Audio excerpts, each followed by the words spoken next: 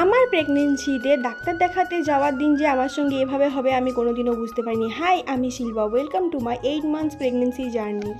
আজ না আমার ভোর ভোর ঘুম ভেঙে গিয়েছে। সাধারণত রাতে আমার ঘুম হয়ই না, ওই দিন যদিও একটু ঘুমটা হয়েছিল কিন্তু তাড়াতাড়ি ঘুমটা ভেঙে গিয়েছিল।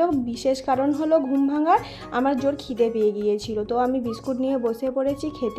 আর কাঁঠাল গাছের কাছে এসে দেখি সে এক অবাক কাণ্ড, সমস্ত কাঁঠালগুলো পেকে পেকে গাছ থেকে পড়ে গিয়েছে।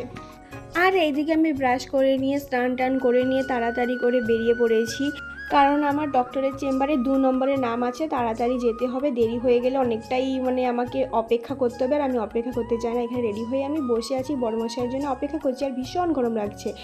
বেরোনোর আগে সমস্ত প্রেসক্রিপশান রিপোর্টসগুলো দেখে নিচ্ছি যে সব ঠিকঠাক করে আমি গুছিয়ে নিয়ে যাচ্ছি কিনা, না নিয়ে গেলে আবার কবে দেখাতে যাব। আর এই ব্যাগের মধ্যে আমি জলের বোতল, একটু শশা নিয়ে নিয়েছি যাতে খিদে পেলে খেতে পারি। আর এই দেখো, কাঁঠাল বিক্রি করেছিলাম, কাঁঠাল বিক্রির টাকা দিয়ে গেছি।